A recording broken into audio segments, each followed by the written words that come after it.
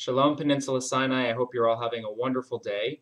Last night I had the opportunity to sit with my colleagues, Rabbi Dennis Eisner from Peninsula Temple Beth El in San Mateo, Rabbi Nat Ezra from Congregation Beth Jacob in Redwood City, and Rabbi Dan Feeder from Peninsula Temple Shalom in Burlingame, along with Rabbi Levi Darby at the PJCC. And we all had the opportunity to discuss one of High Holiday's greatest and most intense stories, the Binding of Isaac.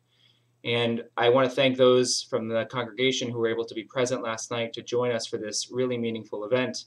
But I also wanted to be able to share some of my insights from last night for those who were not able to attend, with the hope that they will provide you meaning and direction as we enter this High Holiday period. The Binding of Isaac is probably one of the most theologically troubling stories in the entire Torah. The way that I thought about the story of the Binding of Isaac was I broke it down into a series of different components. The first is that of faith. The story is a test of Abraham's unwavering faith in God, in himself. Maimonides, the medieval Spanish commentator, in his Guide for the Perplexed, the Moreh Nevuchim, he talks about how Abraham was tested. The word is nisa or nisayon in the Torah, in the opening part of chapter 22 of the book of Genesis in Breshit. And Maimonides asked the question, why is it that Abraham was tested? Maybe it was because God was trying to prove something to Abraham. Maybe Abraham was trying to prove something to himself. But ultimately, Maimonides asked the question, would Abraham actually go through with it? Would he be able to demonstrate to himself and to God that he was capable of demonstrating his true faith in himself and in God? In thinking about the Binding of Isaac, I tried to break it down into 4 different components. The first is that of faith, specifically unwavering faith for Abraham and for God. In Maimonides' Moreh Nevuchim, his Guide for the Perplexed, the 12th century Spanish commentator talks about how this was a test.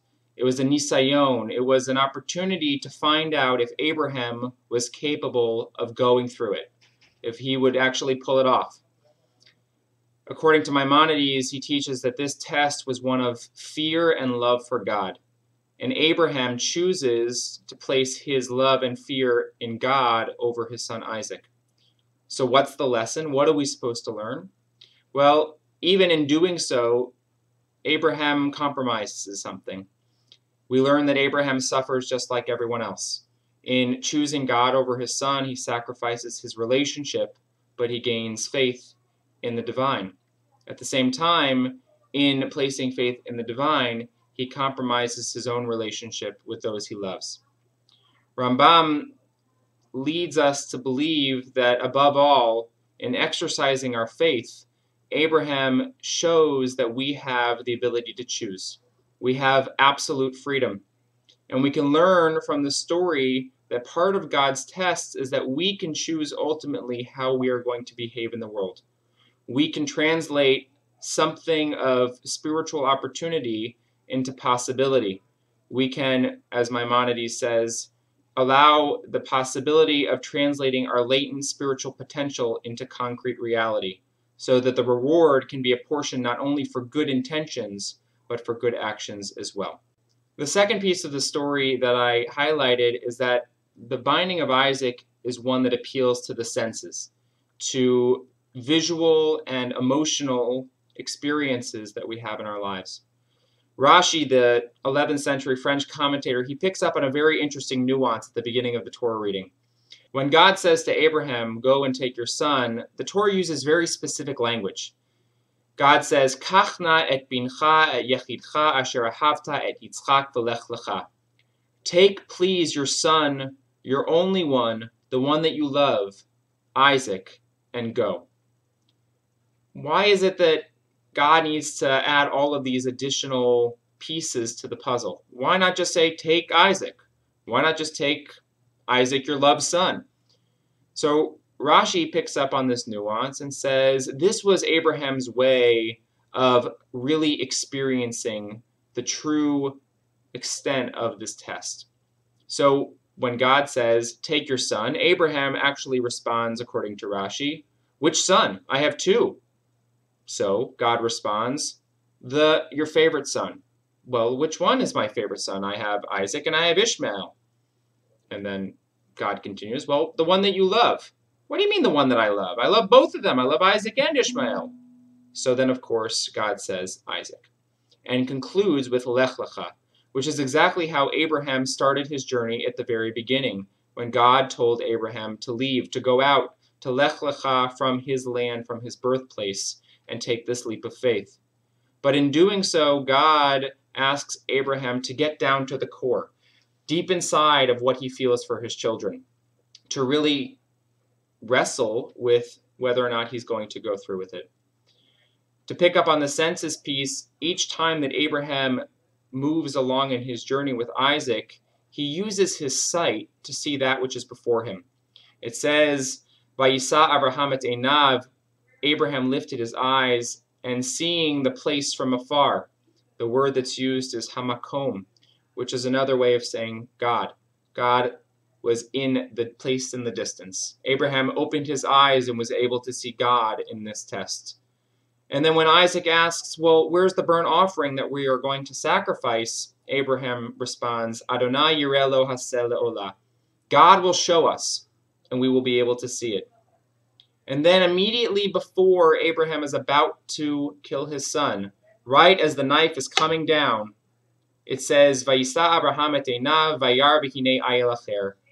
Abraham stops and looks, and he sees that there is a ram caught in the thicket. Vayikra Abraham shema makom hahu Adonai yireh. And Abraham calls that place where the offering would have happened, God will show. God will allow us to see. Part of our journey in understanding the story and understanding the high holidays is opening our eyes, exploring that which is within and that which is out and about in our lives, being able to appreciate that which is before us and that which lies within. The third part of the story is this idea that we can walk in partnership with God and with each other. When Abraham is called by God and by the angel, Abraham, Abraham, Abraham responds, Hineni. Here I am ready, I am present. And it says that when Abraham took Isaac, the Torah teaches, Vayelchu shnehem yachdav. Abraham and Isaac went together. When Abraham took the materials that he needed for the offering, it says they walked together. And when Isaac said, where's the sheep? Abraham responded, God will show us. And they walked together hand in hand. But at the end, when the story has come to a close and Isaac has been spared, something changes. They no longer walk together. It actually says that when Abraham came down the mountain, he came down by himself. We don't know exactly what happened with Isaac, but we do know that Abraham was together again with his servants, not with his son.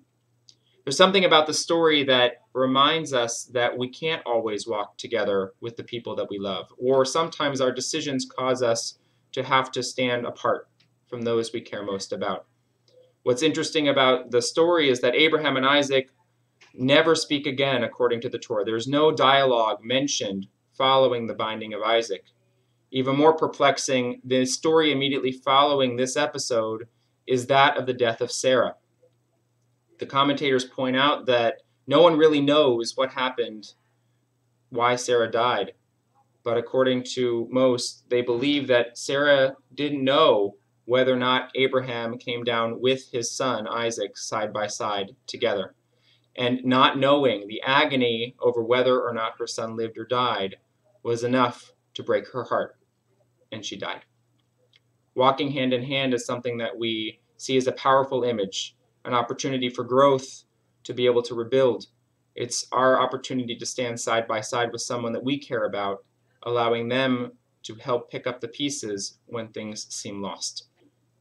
The last part that I mentioned is that this story, the binding of Isaac, speaks to the messiness of life. Life is fragile. It's similar to the language we speak about in the Unatana Tokef, the notion that who will live and who will die. There is uncertainty in the world. There are unknowns. And it's not so clear what the end result will be. Silence plays a big role in this story. As I mentioned, Abraham and Isaac never speak again. The next time we even see Isaac together with his father is when he comes to bury him. But the silence also allows for us to begin healing again. It allows us to begin restoring our faith in ourselves and with one another. And that's the way that we live our lives, ups and downs, good times and bad times. And we have to take them all hand in hand because those pieces help us rebuild. I want to conclude with two different pieces. The first is a poem by Yehuda Amichai, the great Israeli poet, and he entitled it, Three Sons Had Abraham. 3 sons had Abraham, not just 2. 3 sons had Abraham, Yishmael, Yitzchak, and Yivkeh. First came Yishmael, God will hear. Next came Yitzchak, God will laugh. And the last was Yivkeh, for he was the youngest, the son that father loved best. The son who was offered up on Mount Moriah. Yishmael was saved by his mother Hagar. Yitzchak was saved by the angel. But Yivkeh, no one saved. When he was just a little boy, his father would call him tenderly, Yivke, Yivkele, oh my sweet Yivki.